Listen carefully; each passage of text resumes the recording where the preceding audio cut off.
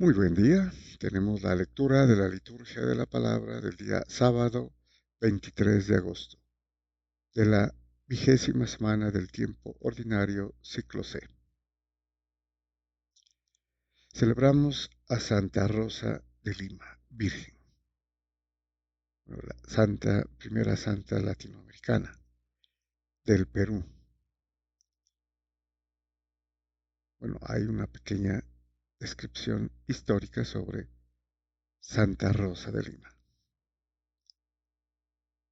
Vamos a la primera lectura. Tenemos la lectura de la primera carta del apóstol San Pablo a los Corintios, capítulo 7, versículos 25 al 35. Muy bien, nos dice entonces San Pablo: Hermanos, respecto al celibato, no tengo órdenes del Señor, sino que doy mi parecer como hombre de fiar que soy, por la misericordia del Señor.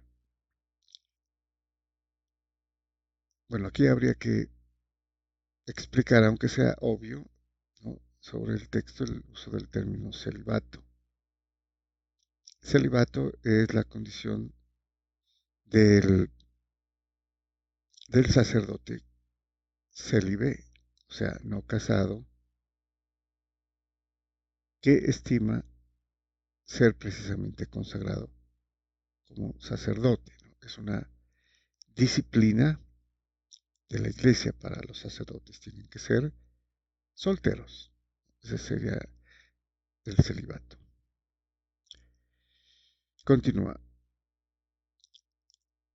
Estimo que es un bien por la necesidad actual. Ese es el pensamiento de San Pablo, ¿no?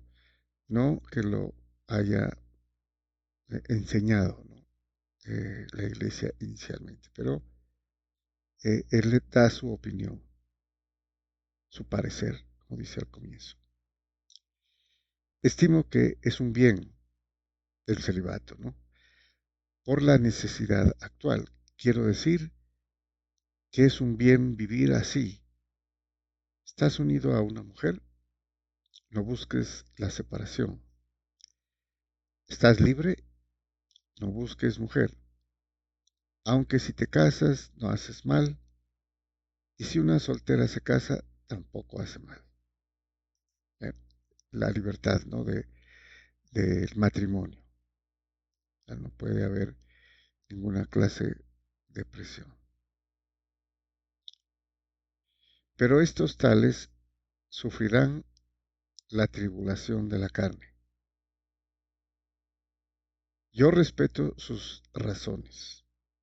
Digo esto, hermanos, que el momento es apremiante. Queda como solución que los que tienen mujer vivan como si no la tuvieran, los que lloran como si no lloraran, los que están alegres como si no lo estuvieran, los que compran como si no poseyeran, los que negocian en el mundo como si no disfrutaran de él, porque la representación de este mundo termina. Bueno, aquí San Pablo lo que dice es que, dadas las circunstancias, porque toda la gente pensaba que estaba cerca, ¿no?, el, el advenimiento de Jesucristo en gloria para juzgar a vivos muertos. Entonces, por eso dice que eh, hay que estar preocupados de eso, mejor que cualquier otra cosa. Quiero que se ahorren preocupaciones. El soltero se preocupa de los asuntos del Señor, buscando contentar al Señor. En cambio, el casado se preocupa de los asuntos del mundo, buscando contentar a su mujer, y anda dividido. O sea, esta es una razón por la que San Pablo considera que ser soltero, célibe, es mejor, porque entonces puede servir al Señor. Lo mismo la mujer sin marido y la soltera se preocupan de los asuntos del Señor, consagrándose a ellos en cuerpo y alma. En cambio, la casada se preocupa de los asuntos del mundo, buscando contentar a su marido. O sea, lo mismo con con la mujer que se casa, ¿no? Bueno, les digo todo esto para su bien, no para ponerles una trampa, sino para inducirles a una cosa noble y al trato con el Señor sin preocupaciones. O sea, esa es la razón principal, ¿no? Que un soltero y una soltera, el soltero que se mete a sacerdote, no tiene sino su preocupación de servir al Señor. Lo mismo que una soltera, ¿no? Que se mete al convento, ¿no? Como monja. Entonces, no tiene otra preocupación sino servir al Señor. Muy bien, vamos al Salmo responsorial. Tenemos el Salmo 44, cuyo responso es: llega el esposo, salgan a recibir a Cristo el Señor. Bueno, interesante porque en un responso del Antiguo Testamento de los Salmos dice, llega el esposo y quienes salgan a recibir a Cristo el Señor, o sea, al esposo. Y eso ya lo dice el Nuevo Testamento, ¿no? El mismo Señor Jesús dice que Él es el esposo, ¿no? Y sabemos quién es la esposa, la iglesia católica, obviamente. Entonces nos dice el salmista, todo esto en referencia a la fiesta, ¿no? De Santa Rosa de Lima. Escucha, hija, mira, inclina el oído. Olvida tu pueblo y la casa paterna. Prendado está el rey de tu belleza. Póstrate ante él, que él es tu Señor. Obviamente se lo dice a una virgen, ¿no? Que iba a servir al Señor en el templo. Ya entra la princesa, bellísima, vestida de perlas y brocado. La llevan ante el rey con séquito de vírgenes. La siguen sus compañeras. Entonces se hace acompañar de otras vírgenes, ¿no? Como séquito ante el rey. Las traen entre alegría y algazara, van entrando en el palacio real. A cambio de tus padres tendrás hijos que nombrarás príncipes por toda la tierra. Pero recuerden que en este salmo vimos una estrofa que está prácticamente como figura de la Santísima Virgen, ¿no? Cuando dice, a la derecha del rey está la reina, vestida de oro de Ofir. Y sabemos quién es la reina. La reina es la madre del rey, como en, en el libro de los reyes, de las crónicas, ¿no? Siempre se menciona a la madre del rey, la Gebirá, la gran dama, ¿no? Bueno, vamos al Evangelio y tenemos la lectura del Evangelio según San Mateo, capítulo 19, versículos del 3 al 12. Su título temático, por el reino de los cielos. Pues en Mateo, desde el capítulo 19, Jesucristo está interesado en dar a conocer el reino, ¿no? O sea, el fin y el objetivo del, del Evangelio como buena nueva, ¿no? Que en realidad traduce eso, la buena nueva, la buena noticia, es anunciar el reino. Y aquí es el reino de los cielos, el reino de Jesucristo, el reino de Dios. Nos dice San Mateo: en aquel tiempo se acercaron a Jesús unos fariseos y le preguntaron para ponerlo a prueba: ¿es lícito a uno despedir a su mujer por cualquier motivo? Él les respondió: ¿no han leído que el Creador en el principio los creó hombre y mujer? Y dijo: por eso abandonará el hombre a su padre y a su madre y se unirá a su mujer, y serán los dos una sola carne. Esto lo dice en el Génesis, ¿no? Dios mismo, eh, instituyendo precisamente el matrimonio, ¿no? Desde el Génesis, ¿no? Y diciéndoles a Adán y Eva: sean fecundos y multiplíquense o llenen la tierra, ¿no? Bueno, y especialmente esto, ¿no? El hombre abandonará a su padre y a su madre, se unirá a su mujer y serán los dos una sola carne, como Cristo con su iglesia, son uno. Bueno, qué mayor privilegio, ¿no?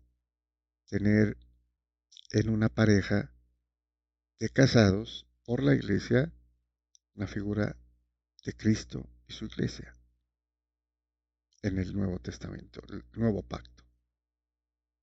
Bueno, y continúa el Señor explicando: de modo que ya no son dos, sino una sola carne. Pues lo que Dios ha unido, que no lo separe el hombre. Ellos insistieron: ¿y por qué mandó Moisés darle acta de repudio y divorciarse? Bueno, inicialmente ellos dicen: es lícito divorciarse de la mujer por cualquier motivo, precisamente porque eso lo hacían, ¿no?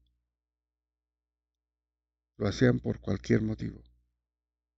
Y la respuesta es un contundente no, como veremos. Ya lo ha dicho, ¿no? En el principio no era así. Él les contestó: por lo terco que son, les permitió Moisés divorciarse de sus mujeres. Pero al principio no era así. Entonces lo que dice el Señor Jesús es una vuelta al principio, ¿no? Como lo estableció Dios. Ahora les digo que si uno se divorcia de su mujer, no hablo de impureza, y se casa con otra, comete adulterio. Bueno, aquí hay una frase que no aparece la traducción, digamos, acorde, ¿no? En el, en el griego aparece aquí porneia. Porneia es eh, prácticamente prostitución. Entonces, excepto cuando hay prostitución, cuando se piensa o se juzga que hay un caso de prostitución o de adulterio, ¿no? Entonces, ahí habría una razón para el divorcio. Por eso, leamos nuevamente. Dice: ahora les digo que si uno se divorcia de su mujer, excepto en caso de adulterio o de prostitución, y se casa con otra, comete adulterio. Los discípulos le replicaron: Si esa es la situación del hombre con la mujer, no trae cuenta casarse. Es decir, ¿para qué casarse? Dice. Esto es importante porque es prácticamente lo que la gente dice en nuestros días, ¿no? O sea, que no se puede divorciar. Y aquí aparece, y solamente aparece en Mateo, ¿no? Excepto en caso de adulterio. Entonces, los discípulos, como estaban, mm, tenían, ¿no? Esa, culturalmente inclusive, de divorciarse de sus mujeres por cualquier razón. Entonces dicen, entonces no conviene casarse. Pero él les dijo, no todos pueden con eso, solo los que han recibido ese don. O sea, se está refiriendo al don del matrimonio. O sea, el don del matrimonio está relacionado con el don de la virginidad. O sea, prácticamente son inseparables porque provienen de una sola fuente, que es el bautismo. Aquí lo dice, no todos pueden con eso, con el matrimonio, solo los que han recibido ese don. O sea, la consagración a través de la iglesia que hace que una pareja se case, ¿no? Ante Dios. Hay eunucos que salieron así del vientre de su madre. A otros los hicieron los hombres. Y hay quienes se hicieron eunucos por el reino de los cielos. Aquí está la respuesta, ¿no? ¿Qué es un eunuco? Un eunuco es una persona que no puede tener hijos. En, el, en la terminología ordinaria, digámosla, ¿no? Burda, sería castrado. Entonces, hay tres casos que menciona. Hay eunucos que salieron así del vientre de su madre. O sea, impotentes, ¿no? Naturalmente, por la genética, no pueden concebir, no pueden tener hijos. O sea, hombres y mujeres, ¿no? A otros los hicieron los hombres, los hicieron eunucos, que era el caso de aquellos que cuidaban a las mujeres del rey, a los harenes, en esa época, ¿no? Entonces, y para ellos tal vez era un honor que los castrasen, porque así el rey que salía a las batallas, ¿sí?, no desconfiaba de quienes, de los eunucos que cuidaban a sus vírgenes, a sus doncellas.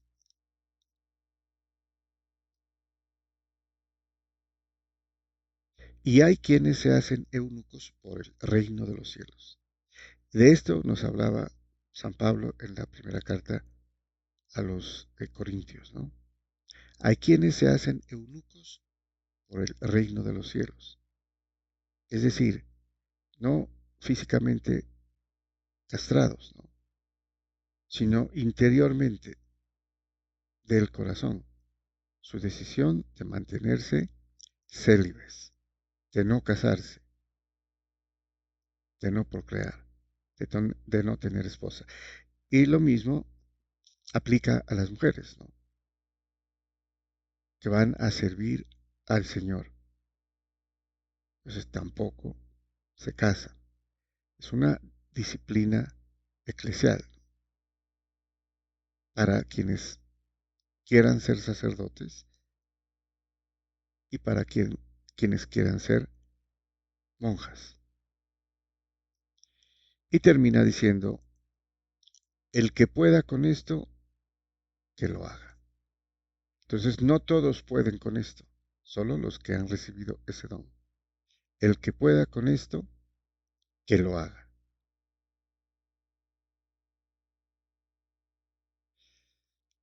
Muy bien, muchas gracias y bendiciones.